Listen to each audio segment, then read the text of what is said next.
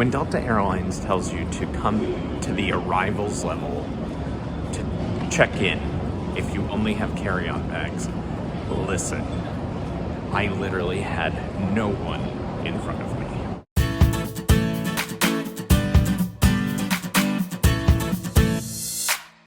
I'm finishing up 2023 aboard Delta's longest domestic flight from JFK Terminal 4 to Honolulu. Unfortunately, I cut my timing a bit too close. It was a long drive over to JFK, admittedly. Rush hour traffic, getting through the city, coming from Jersey. And I truly believed for a period of time that I wasn't even going to make my flight, let alone have some extra time. And it's really helpful to be able to grab a little bit of food at the lounge before getting on the plane, considering our dietary restrictions. But my driver was pretty smart and strategic. We made up a little bit of time on the way, but nothing prepared me for how quickly I could get through security going downstairs. So you walk in through the arrivals level, and rather than following the signage for departures, you follow the signs for express check-in, and there is literally a security line with no one there.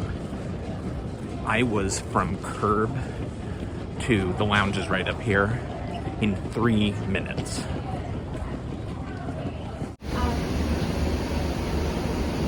That was a whirlwind 25 minutes. We didn't pull up to the curb at JFK until 8:57 a.m. Boarding was at 9:15, flight leaves at 9:55. When you get a note from Delta saying, go to the arrivals level, go to the arrivals level, it's not a sham. Do it, hands down, no questions asked.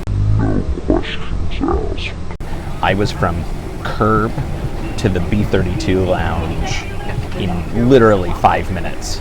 And if you've done it before, you know that there's a decent walk. So it was all walking. There was no waited security. That was absolutely an incredible experience. Got to the lounge, did my usual chicken sausage, chia pudding, which is like dessert. I mean, this thing was basically like eating vanilla frosting for breakfast. Fruit. I made myself a oat milk latte, and now, because I'm up here, cheers. There's been a lot of history to this trip. So first off, heading to a wedding. And there was a time when Laura was going to be joining me, which is why I'm in a middle seat. I mean like in the center as opposed to over at a window, because that was Laura. I'm not going to move the camera over there, but it's not Laura now. She's, due to a variety of good and bad things, she wasn't able to make it on this trip. And so I'm going on my own to celebrate a wedding in Maui. I'm going to tell you how I got Delta One and didn't pay for Delta One. When the fires happened, a lot of flight changes happened in and out of Hawaii. And so through a whole series of different reroutings, we changed it so that I was flying out of JFK over to Honolulu. I booked in main economy, but because I'm Platinum, I had a series of regional upgrade certificates. I cannot imagine that there is a better use of a regional upgrade certificate than a 13-hour flight from New York to Honolulu, booked in economy, and flying in a Delta One amazing business class seat. Now they just came around to do confirm everyone's meals. I pre-ordered the gluten-free meal. As you might know, on this channel, we talk about travel with kids with dietary restrictions. This video is going to be about travel with dietary restrictions. No kids here. But it's tricky because generally we are gluten-free and dairy-free. And so it'll be interesting to see because we can really only cover one of our dietary restrictions in the way that Delta sets up their special meals. So we'll see what we get. We've had other videos in the past about how one of us will do gluten-free and one of us will do a vegan meal, and then we'll like trade items. While this was sort of a vacation, work didn't stop, so I needed to get Wi-Fi. No free Delta Wi-Fi on this flight yet.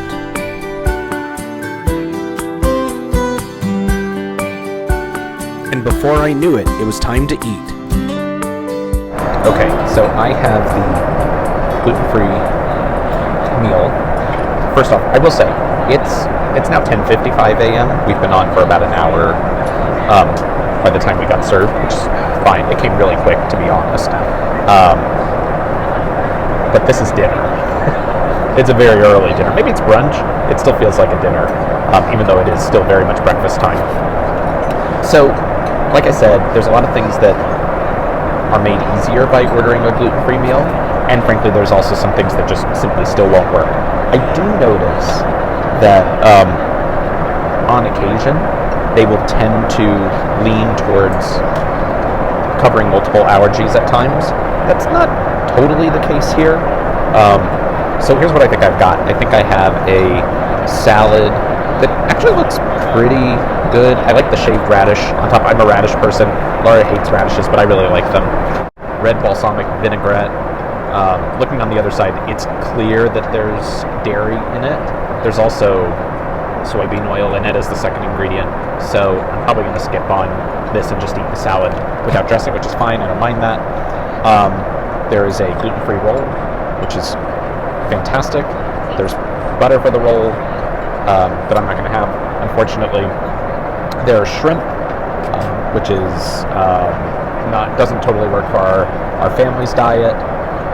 And then the main course, it looks like meatballs with maybe polenta and almost like maybe like a ratatouille. I think it's like eggplant and roasted tomatoes, almond tomato sauce.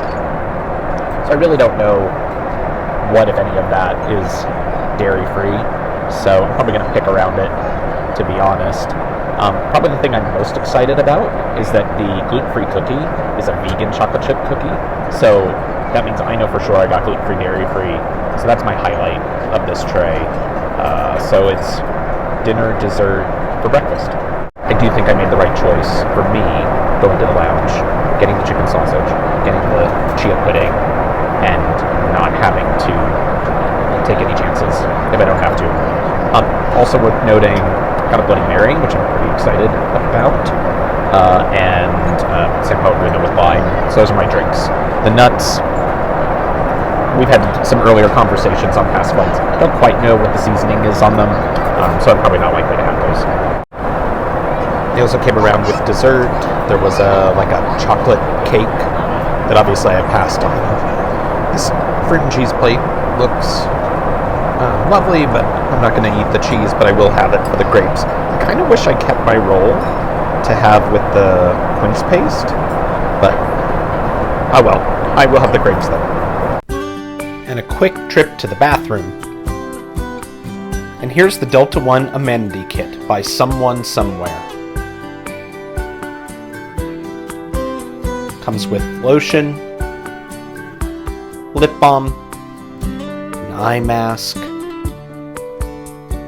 earplugs, a toothbrush, and a pen, which will come in handy later. I did get the email to pre-select my entree for Delta One, regardless of the fact that I have already selected the meat for a gluten-free meal. So it gave me all of the different options. But as you look through the list, you can see that like it either was food that I don't eat, like I tend not to eat red meat. Also, pretty much everything had dairy in it, so I didn't want to actively choose to have a dairy dish in case I got lucky and something came through gluten-free that would actually work for me. And I also had like no way of guaranteeing that any of it was gluten-free. So some of it sounded good, but I didn't move forward with any of it. I stayed with the gluten-free meal. But I also made a point of not selecting the I'm going to skip dinner service, just because I didn't want that to screw up anything along the way either. So after about 6 hours of work time while we were crossing the United States, Once we hit the Pacific Ocean, the internet pretty much conked out. So I don't know that I fully got my value out of the $20 Wi-Fi plan, but you know what?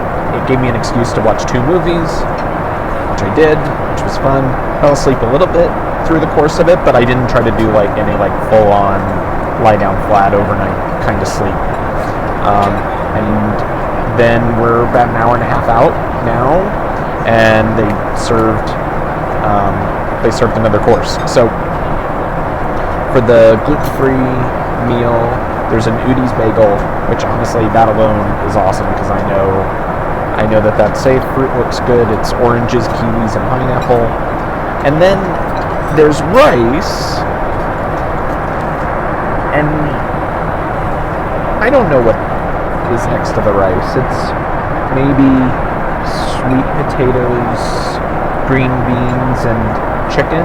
It's clearly in a very dairy-filled sauce, so I probably won't be having very much of that. But even with that, I'm glad to know that I've got the rice and the bagel and the fruit. I'm in pretty good shape at that point. So also switched up my drinks a little bit. I've moved on to red wine now. Yeah, so far so good. There's nothing with the Udi's bagel, so it's probably going to be a little dry, but it's a bagel.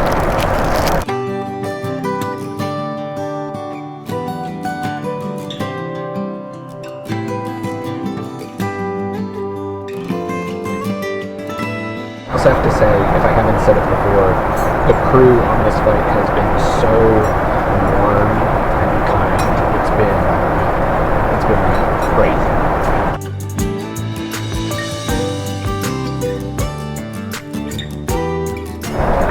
Coming into Hawaii means filling out an agricultural declaration form upon landing, because there's a number of things that you can't bring into the state.